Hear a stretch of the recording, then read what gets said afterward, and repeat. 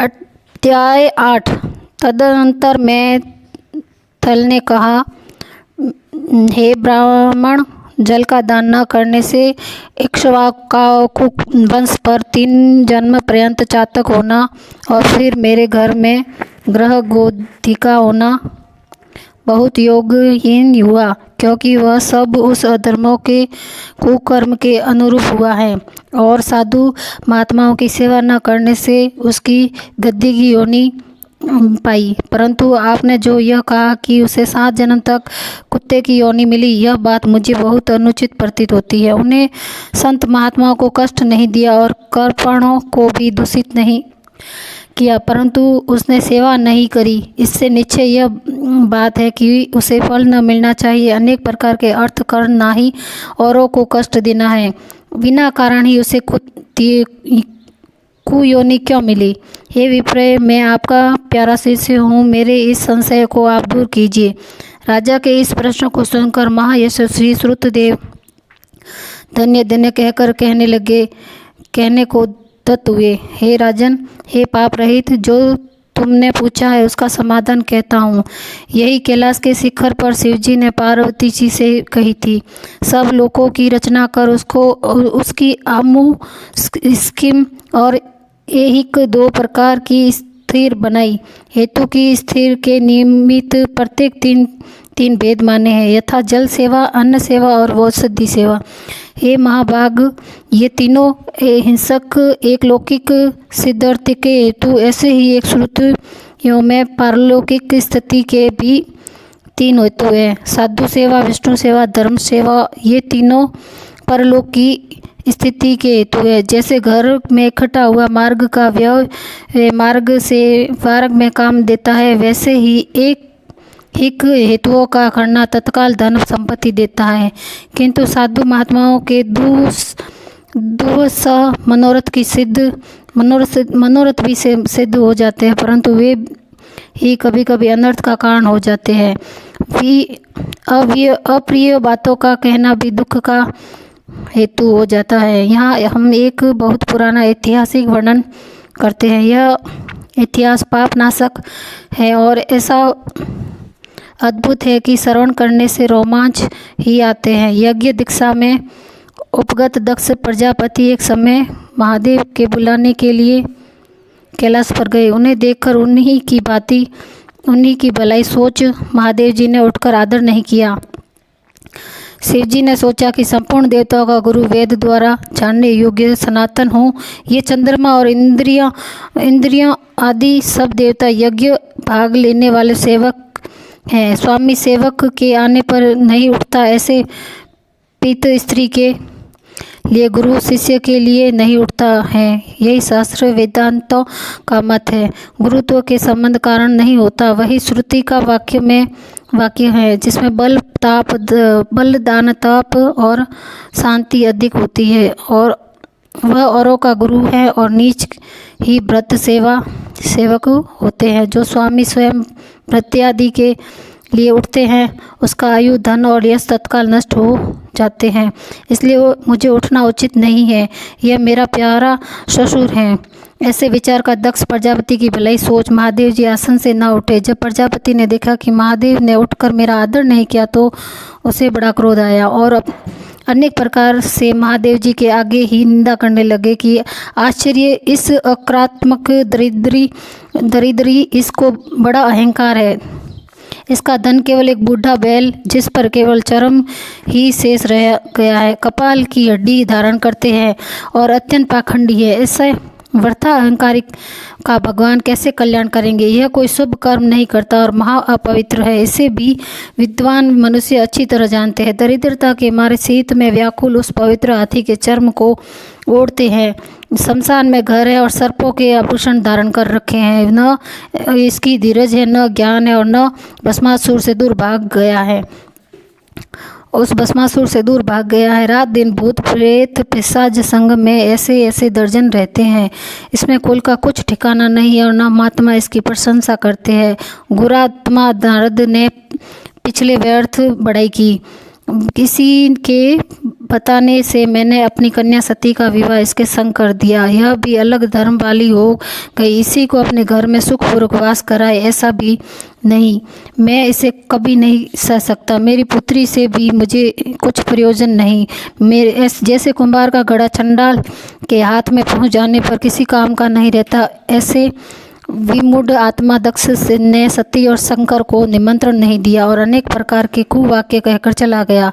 तदंतर यज्ञ स्थान में जा ऋषिवक और मुनियों को संग ले विधि पूर्वक यज्ञ करने लगा और श्री शंकर जी की निंदा करता रहा। ब्रह्मा और विष्णु को छोड़ सिद्ध, चारण, गंधर्व, यक्ष, राक्षस, किन्नर आदि पर देवता यज्ञ में आए।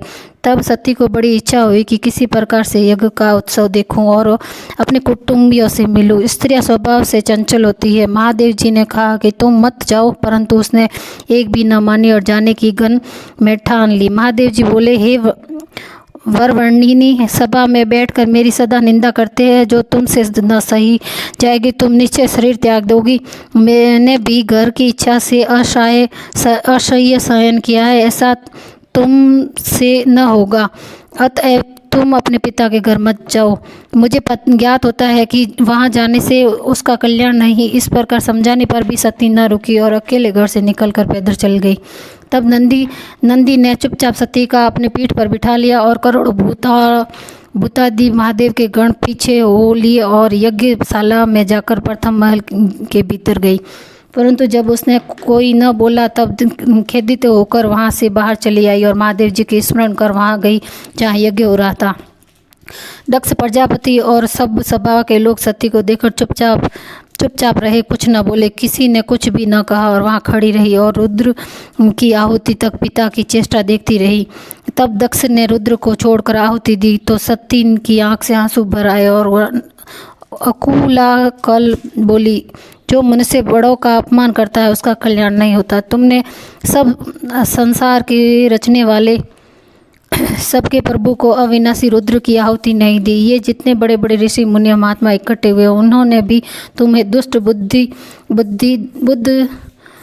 नहीं दूर नहीं की। विद्यता इनके भी विमुख ज्ञात होती हैं। जब सती ऐसे कह रही थी तत्र पुषादेव मुख फाड़ हंसने लगा और शुभ कर्मों से हिन शुक्राचार्य डांडी और मूछों को फड़काने लगा। बहुत से भुजा, पांव, उर और कक्षाओं को फड़काने लगा और सती के पिता अभाग्य से निंदा करने लगा। उसकी बातों को सुनकर सती क्रोध में लाल हो गई और उसने निंदा के सुनने का प्रायश्चित करने के लिए उसने अपने देह को त्याग दिया। सबके देखते देखते सती होम की अग्नि में गिर गई। सती के गिरते ही बड़ा हाहाकार मच गया। महादेव जी के गण भागकर शिव जी के पास पहुंचे। सब कथा सुनते ही शिव जी ने सहसा उठकर कालांतर के समान क्रोध से एक जटा उखाड़कर पृथ्वी पर दे मारी। जहाँ बड़ा बलवान बड़ी देह वाला वीरभद्र उत्पन्न हुआ, उसके सहस्त्र भुजा थी और उसका यह रूप यमराज के समान था। वह वीरभद्र महादेव जी के सम्मुख हाथ जोड़कर खड़ा हो गया और कहने लगा, हे प्रभु,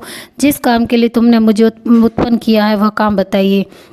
यह सुनकर रुद्र भगवान क्रोध करके सम्मुख खड़े हुए वीरभद्र से बोले, तू अब भी जाकर मेरे निंदक दक्ष का नाश कर दे, जिसके कारण प्रिय सती का देह त्यागना पड़ा। और वो बड़े बड़े बलवान भूत गणों को आज्ञा दी कि तुम भी इसका संग जाओ। महादेव जी की आज्ञा पाकर सबके सब यज्ञशाला में पहुंचे और देवता, असुर, मनुष्य आदि सब सुभट्टों को मार गिराया। पुसा दांत निकाल कर हंसा था। वीरभद्र ने उसके दांत उखाड़ डाले और दुरात्मा भृंगुड़ी दाढ़ी मूछ उखाड़ डाली। जिसने जो अंग फड़काया था वह सब अंग वीरभद्र ने उखाड़ कर फेंक दिया। तब दक्ष का सिर फाड़ने के लिए बड़ा उद्योग किया, क्योंकि उससे सिर की रक्षा भृंगु अपने मंत्र बल से कर रहा था, उसके सिर नहीं कटता था। तब रुद्र ने स्वयं आकर उस दुरात्मा का सिर काट अलग कर दिया। इस प्रकार यज्ञ में जो आए थे उस सबका संहार कर गणों सहित कैलाश हो गए।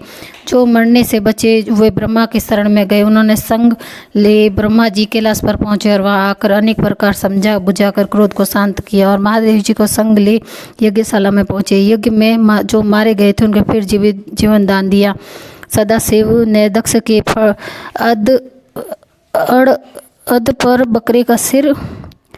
धड़ पर बकरे का सिर रख दिया, जिससे आज तक सिरोपासक उसकी प्रशंसा के लिए बम्बर करते हैं। ऐसे ही भृगु जी की मुख पर बकरे की दाढ़ी लगा दी, फुसा के दांत नहीं दिए और कहा कि अन्न को पीस कर खा लिया करेगा। ऐसे ही अंग लगाकर सब के शरीर जोड़ दिए और ब्रह्मा जी और शिव जी के द्वारा उन सब का कल्याण हो गया और पहले की तरह यज्ञ करने में प्रवृत्त हुए। यज्ञ को पूरा करा के सब देवता अपने अपने स्थानों को चले गए और तपस्वी श्रेष्ठ शिव जी नैष्ठिक ब्रह्मचारी व्रत धारण करके गंगा तट पर पुन्नाग वृक्ष के नीचे तप करने लगे। अब दक्ष की पुत्री पवित्र सती ने जो अपना देह त्याग किया था वो उसने हिमाचल के घर अपनी उसकी स्त्री मेनका में जन्म लिया और उसी के घर उसका पालन पोषण होने लगा। इतने ही में तारकासुर नामक एक महाराक्षस उत्पन्न हुआ।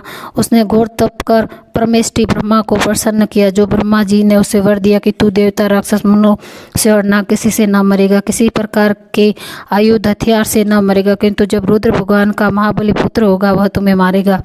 लोक पितामह ब्रह्मा ने उसे ऐसा वर दिया तो उसने सोचा कि महादेव जी की स्त्री ही नहीं है, उसका पुत्र कैसे मुझे कैसे मारेगा। ऐसा सोच राक्षस बोला तथास्तु। वह पोकर तारक अपने घर जा सबको सताने लगा। उसने सब देवताओं को दास कर लिया और स्त्री उसके घर में दासी बनकर बुहारी देने लगी। जब उसने देवता को बहुत सताया तो ब्रह्मा जी की शरण में गए और दुख को सुनकर ब्रह्मा जी बोले, हे देवताओं, वर देते समय मैंने कहा था कि शिव जी के पुत्र के बिना तेरा वध कोई न कर सकेगा, इसलिए बिना शिव जी के पुत्र के उसका वध असंभव है। एक उपाय करो। रुद्र भगवान की पत्नी सती ने पिछले अपने पिता के यज्ञ में शरीर त्याग कर दिया। अब उसने हिमाचल के घर जन्म लिया है। उसका नाम पार्वती है, किंतु रुद्र भगवान हिमाचल के शिखर पर घोर तप कर रहे हैं। किसी तरह त्रिलोकेश्वर भगवान रुद्र से पार्वती का पाणी ग्रहण कराना चाहिए। तब सब देवता इंद्र के रूप अमरावती में गए और वहाँ गुरु बृहस्पति से सलाह मिलाकर इंद्र ने अपने कार्य की सिद्धि की निमित्त नारद और कामदेव को बुलाया। जब वे दोनों एक साथ आए तब इंद्र यह कहने लगे, हे नारद, तुम हिमालय के घर जाकर वो यह समझा आओ कि पूर्व जन्म में दक्ष की पुत्री और शंकर की पत्नी ही मेरी पुत्री है। दक्ष की कन्या के वियोग में महादेव जी तेरे शिखर पर तप कर रहे हैं, अतः उसकी सेवा के लिए उसकी प्रिय पत्नी को नियुक्त कर।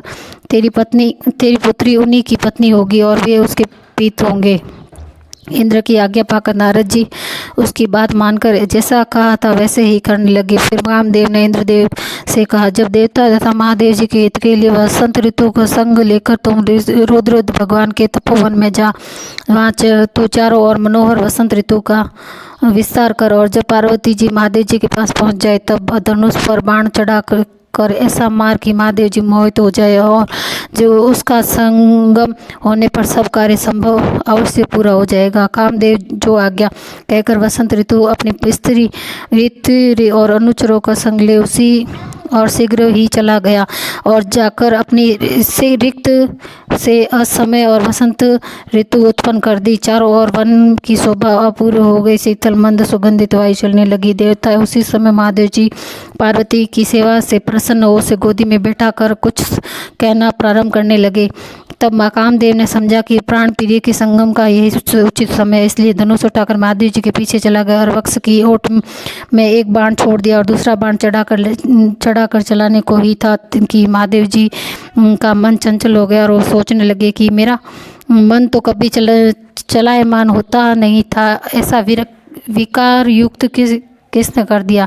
ऐसी चिंता में व्याकुल होकर इधर उधर देखने लगे। तब बाई और कामदेव दिखाई पड़े और क्रोध से अपने ललाट पर तीसरे नेत्र को खोलकर गोदी में पार्वती को दूर करके ऐसे तीक्ष्ण अग्नि प्रकट की कि सब संसार भयभीत हो गया और अग्नि से धनुष बाण समेत कामदेव भस्म हो गए। देवता अपने कार्य की सिद्धि समझकर भाग गए और तथा वसंत और ऋतु भी भयभीत हो गए। पार्वती भी डर के मारे आंख बंद कर दूर हट गई और स्त्री की निकटता छोड़ने के लिए महादेव जी भी अंतर्गत ध्यान हो गए। महादेव जी की हित की इच्छा करने वाले देवताओं को भी कुछ फल की सिद्ध न हुआ, उल्टा अनर्थ हुआ। फिर जो कोई साधुओं के संग दुष्टता करता है उसका कहना ही क्या है। इसी प्रकार यह इक्ष्वाकु का पुत्र सदा साधुओं के अप्रिय था